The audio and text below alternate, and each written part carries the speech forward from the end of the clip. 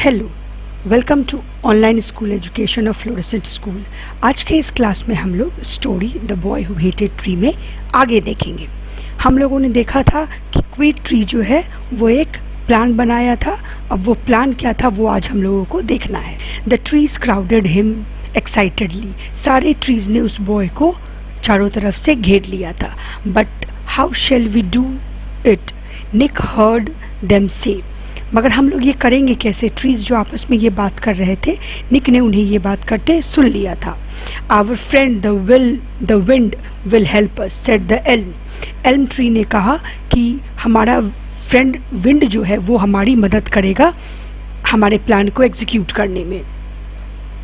Suddenly Nick found himself being carried away by the wind.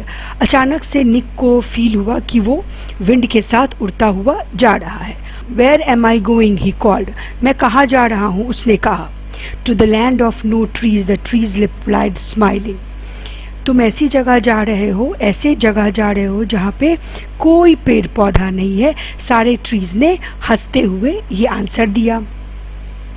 How fast the wind traveled! They rushed on until suddenly the wind dropped him and went whistling away. Wind कितना दूर गया पता नहीं।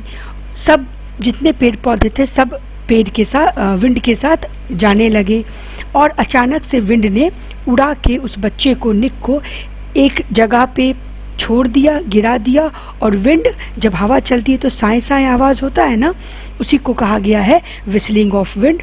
और ये wind आवाज़ करते हुए वहाँ से आगे बढ़ गया। Nick felt really frightened and he was all alone.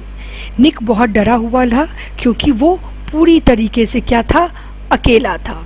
Oh, I am so hot, he exclaimed, where am I. Oh, कितनी गर्मी लग रही है, उसने आश्चर्य से कहा। मैं हूँ कहाँ? I have never been in such a place before. मैं तो यहाँ पहले कभी आया ही नहीं हूँ।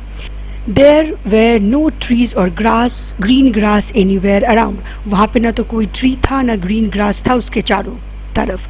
There was only hot, scrouching, white sand everywhere. चारों बगल केवल गर्म और गर्मी से तपता हुआ सैंड था। There are pictures in my geography book like this, Nick murmured. निक ने कहा, निक ने अपने में खुद से बात करते हुए बुदबुदाते हुए कहा कि ऐसे पिक्चर तो मेरे ज्योग्राफी बुक में है। I cannot stay here. मैं तो यहाँ रह ही नहीं सकता हूँ।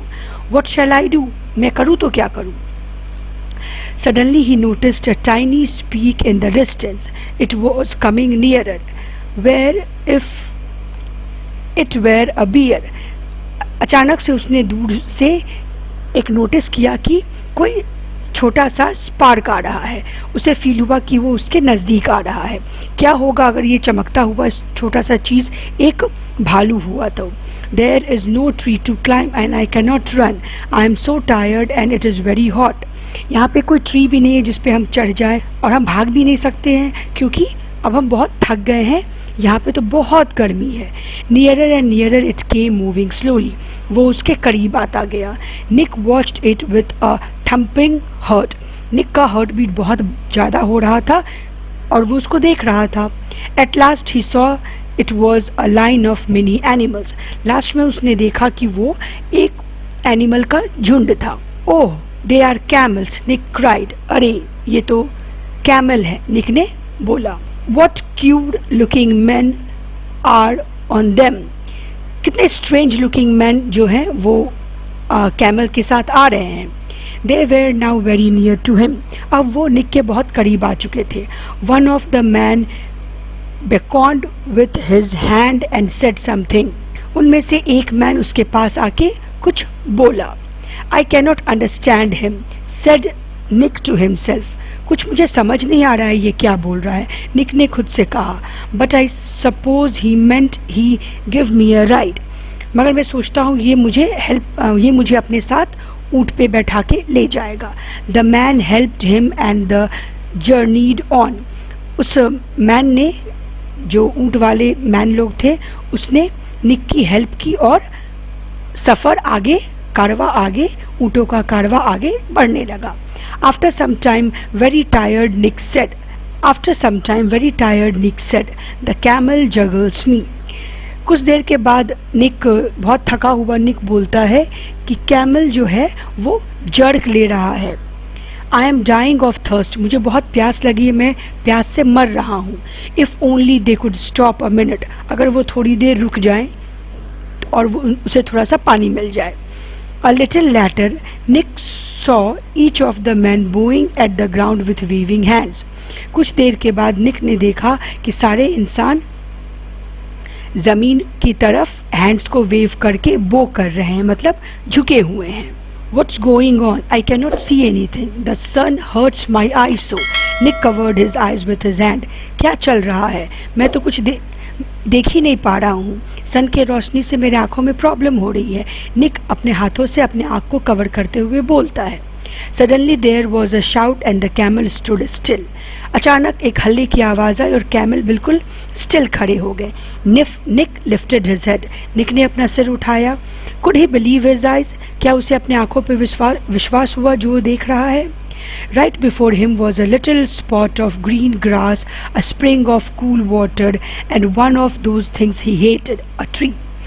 उसके सामने एक ग्रीन ग्रास आया, एक झरना आया कूल वाटर का, और जो सबसे चीज़ जिससे उससे नफरत थी उसके सामने एक ट्री भी आ गया। Hate a tree, scene anything so beautiful in his life. Trees से नफरत, निक ने आज तक अपने ज़िंदगी में इतना खूबसूरत नज़ारा नहीं देखा था। सामने एक ट्री भी है, स्प्रिंग भी है, बहुत खूबसूरत नज़ारा लगता है। He fairly tumbled off the camel in his haste to reach it, उसने बहुत सावधानी से कैमल से नीचे उतरा और वो स्प्रिंग और ट्री के पास हड़बड़ाहट में जाने लगा।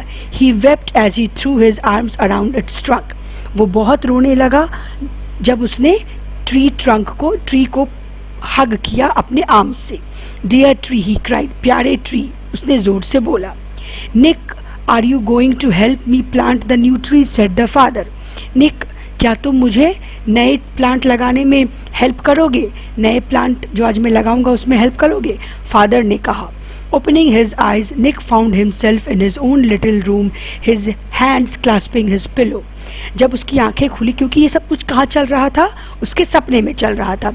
जब उसकी आंखें खुली तो उसने अपने आप को खुद के घर में पाया और उसने अपने पिलो को अपने हाथों से पकड़ रखा था। Nick got ready quickly. Nick फटाफट से तैयार हो गया। In just one night he has learned to see the wonderful beauty there is in a tree.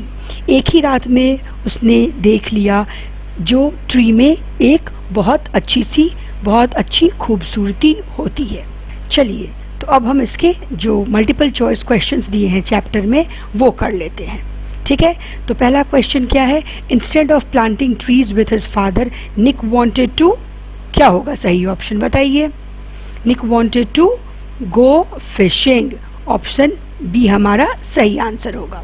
दूसरा है the first tree in the procession of trees where, कौन सबसे पहला ट्री था, तो पहला ट्री था कौन, the pine and the elm. The white birch disliked boy because, बताइए, they always hacked it with knife and took off its coat.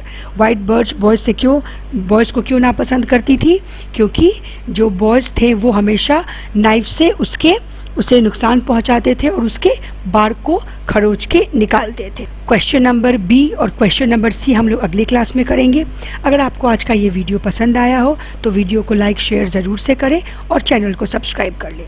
Bye students.